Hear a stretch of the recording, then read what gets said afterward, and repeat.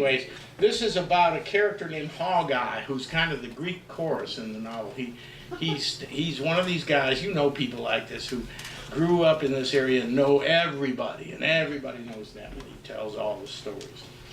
And he's a muskrat trapper in the Holston River. And so, here, I'll read you a little piece of this. I hope you like it. Hawkeye, that's his name. Hawkeye listened to his own legs splashing in the shallow water. He was getting chilled, his fingers stiffening and beginning to burn in the frosted air, and the water felt warm now when he submerged his hands again. It's cold as hell yet on my feet, and it's warmer than a hog's blood on my darn fingers, he thought.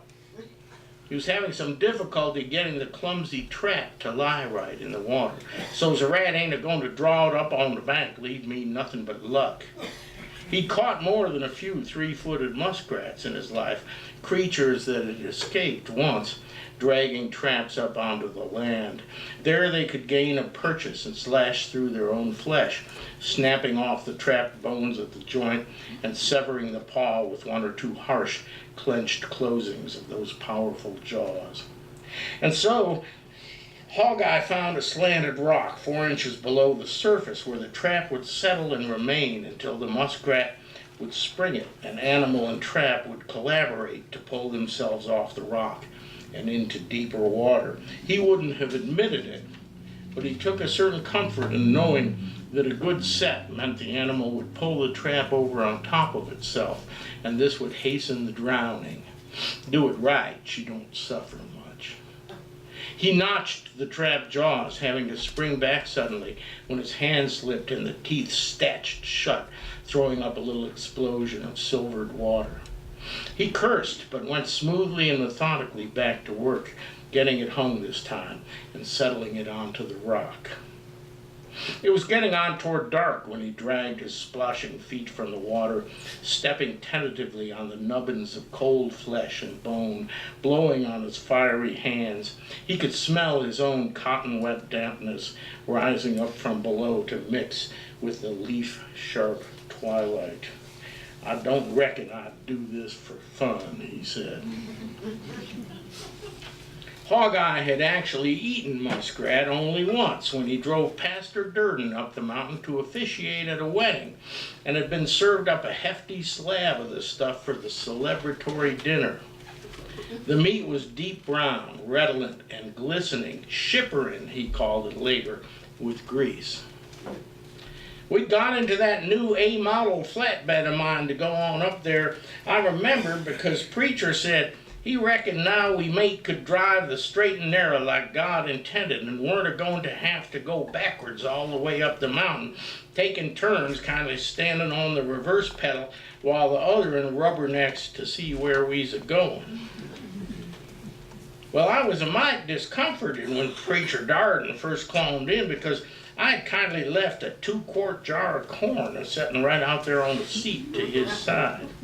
I'd plumb forgot to tuck her away, and there she was, right out in the open for Preacher to look at. Well, he didn't seem to take no mattering about it. I kindly says, I'm dreadful sorry, Pastor. I know I oughtn't to have had this liquor, and I reckon I'd just pour it out if I thought it mayn't do me any good. But I reckon I can't do nothing about it now but to beg your forgiveness. Well now, Brother Hawkeye, he says.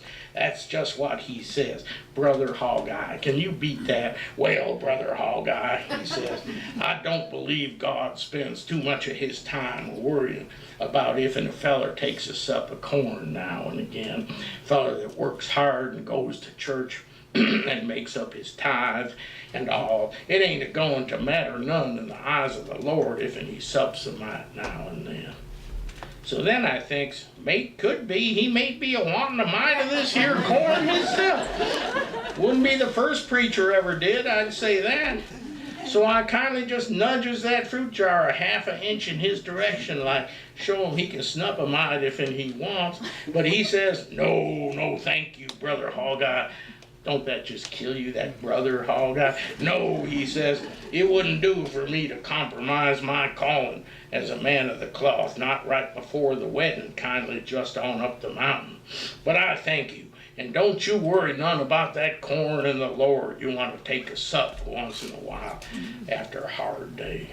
Well, he was a right nice old fella. Never the kind of preacher that may get real hard on a fella for any old thing. He always was pert sensible for a man of the cloth. So I tucked that jar away under the seat and stopped worrying about it and got that A model crunk, and off we went to the wedding, away yonder across Johnson City and up them big mountains off Irvin, way up in the laurel thickets and all, up to Odin's Cove. I mean, we was plumb out from town, I'll tell you. Well, now I come from mountain folks just over to Shelton's, so I weren't too surprised at anything. And these was mountain folks, I'd say. The groom was a big old boy, raw-boned, with a snatch of hair standing right up on end like it was kindly a pointing the way home. And the gal was about 12-year-old with a hair lip looks like they done stitched it up in the shed sometime between cutting and grading. The both of them was likely wearing something on their feet besides mud for the first time in their lives. But it don't matter. Them is good folks, I'll tell you. Treated us like we was Abraham and Isaac and the Hebrew children all rolled into one. Them Cove folks will give you every damn thing they got if they think you even possibly may like to have it. They ain't got nothing, but they'll be tickled pink if they can get to watch you eat their last chicken and feed you that little slab of ham they was saving for their Sunday. So you can bet, this being the big wedding and all that, well, they was kindly a-fixin' to set out the best thing they had on the whole damn ranch. So preacher done the wedding and everybody said how happy they all was. Then we all sat down for the big wedding dinner. And here comes Ma a-toting a big old platter full up with roasted muskrats.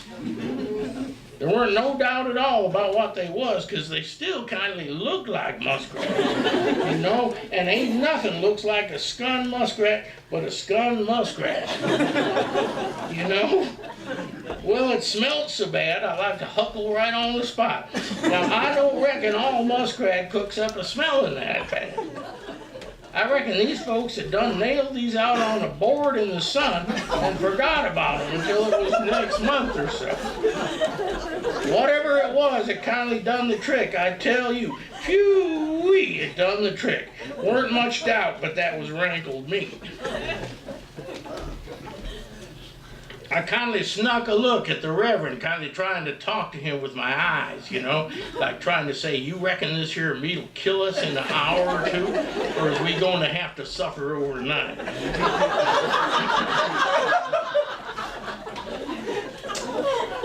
Well, there weren't no question we had to eat it.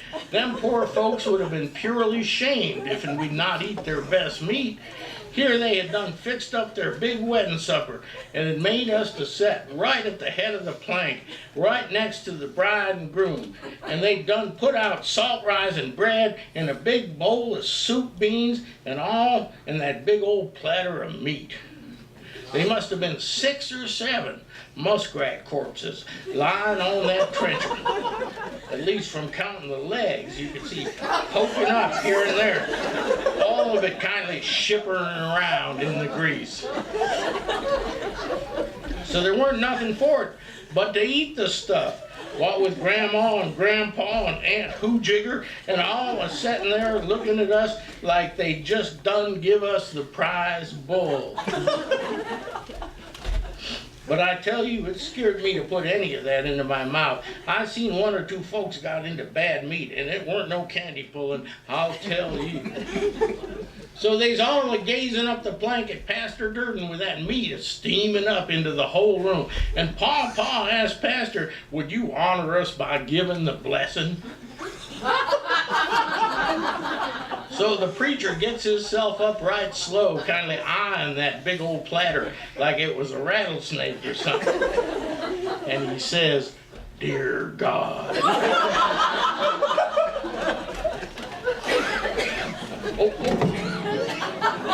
"Dear God," he says, "we thank you for bringing together all this here family for to witness to the joyful union of young Hoojigger and this dear girl." And we ask you to bless this here food that we are a-fixin' to receive. We ask you to bless this here food real good. For Jesus' sake, watch over them that's about to eat this here bounty with your most tender mercy and care. Keep all us folks safe in thy healing power. And Lord, forgive us anything we may have done to provoke your wrath. Dear God, for Christ's sake, amen. And he sat right down, and they fotched us each up a great big old hunk of that muskrat. And I tell you, it had to have been sitting out in the hot sun for a month, or maybe it had lied in that trap in the swamp water for 6 weeks before anybody remembered that it was what we was going to eat at the big wedding supper. So run down and fotch it back up here this morning. And preacher, he tucked right into her, shoveling down great forkfuls of that stuff, just a golloping it down without hardly chewing on it, kind of like a hound dog would, like he couldn't eat it fast enough. And about pert near every 4 bites, he mumbles out, "Delicious," or "That's some fine eating, ma'am," and right back to the fork he goes. And they was right tickled to see how much he was enjoying his muskrat meat. You could see it made them all happier than Billy in the low ground, and so they grabbed another big old glob of that meat and dropped it on his plate, and he went after it the same way, like he just couldn't get enough of it. Well, I reckon that's what makes him a preacher, ain't it? Me, I'd gouge me off a little glimmer of that meat, and I'd grab 2 fat pieces of that salt raisin bread and kindly wrop them around my piece of muskrat, and I'd dip it in the bean liquor. And even then, you couldn't taste nothing but critter. And that grease that kind of stuck to your tongue and all around inside your mouth and your gullet, it really was the awfulest thing I ever put within a half a mile of my teeth. I will tell you that. "He sure likes that salt rising bread, don't he?" Grandma says, happy as hell, and starts to pushing what's probably their last low-fat meat, which was just fine and dandy with me under the circumstances. And they're all sitting there eating down their muskrat like it's a pheasant on the half shell or what have you. Best food anybody'd ever dreamed of. And down to our end, there's Pastor Durden shoving that stuff in his mouth, bobbing his head up and down, and a mumbling, "Delicious," every 22 seconds. So you ask me if I've ever eaten muskrat, I got to say I have. Now, tell you the truth, is I'm right certain it was bad muskrat. It was kindly clabbered, and that's a surety. So I ain't never eat any good muskrat, even there is any such thing to speak of.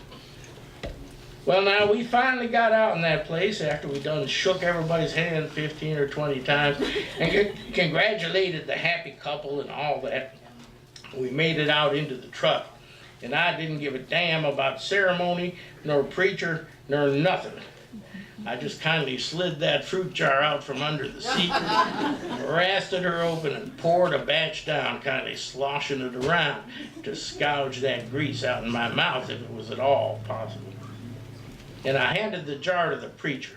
I wasn't rightly sure I should, but I figured we was most likely both are going to be dead in a few minutes, so it weren't going to matter much one way or the t'other. And anyways, he done snatched it from me like it was the book of Revelation. After a minute, I kindly looked over at him.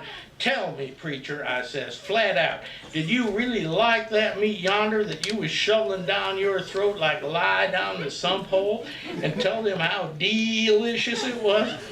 Was you actually telling them the truth about how you liked it?" "Oh, yes, sir," he says. "I couldn't lie to them kind folks. I liked it. I did." Then he turned up that jar of white liquor and took 3 great big old swallers. 1, 2, 3, just like that. "Oh," he says, "I couldn't lie to them." And he lets out an enormous gurgling belch, like a heifer with the glanders. "I liked it, sure enough." And he starts to hand me back the jar. Then he stops and kindly looks down into it. But I tell you one thing, Brother Hall Guy, he says, and he takes another pretty fair pull on that moonshine. I didn't like it very goddamn much.